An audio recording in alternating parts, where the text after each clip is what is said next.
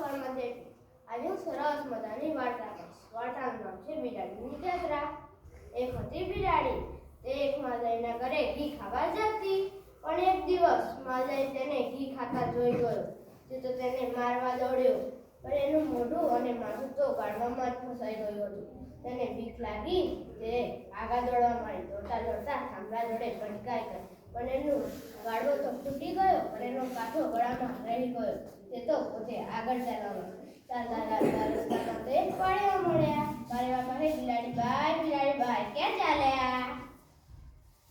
બિલાડી કહે, હું તો જાત્રા કરવા જાઉં છું. પાળેવા કહે, આગળમાં શું છે?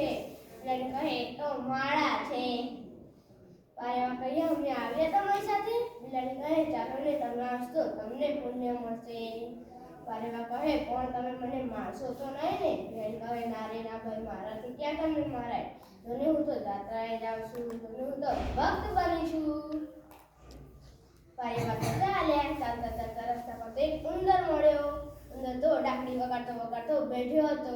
ઉંદર કહે, બિલાડી બાઈ, ક્યાં ચાલ્યા? બિલાડી કહે, હું તો જાત્રા કરવા જાઉં છું. ઉંદર કહે, હું આવું તમારી સાથે? ઉંદર કહે, આગળમાં શું છે? બિલાડી કહે, તો માળા છે.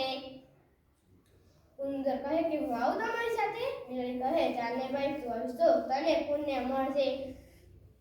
ઉંદર કહે, પણ તમે મને મારશો તો નહીં ને? બિલાડી કહે, ના રે ના ભાઈ, મારાથી ક્યાં તમને મારાય? જોને હું તો જાત્રાએ જાઉં છું, જોને હું તો ભક્ત બની છું.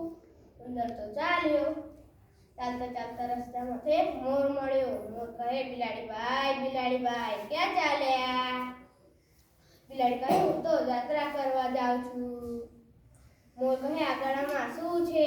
બિલાડી કહે, તો માળા છે. મોર કહે, હું આવું તમારી સાથે? બિલાડી કહે, ચાલે ભાઈ, તું આવશ તો તને પુણ્ય મળશે. મોર કહે, પણ તમે મને મારશો તો નહીં ને? બિલાડી કહે, ના રે ના ભાઈ, મારાથી ક્યાં તમને મારાય? જોને હું તો જાત્રાએ જાઉં છું, જોને હું તો ભક્ત બની છું.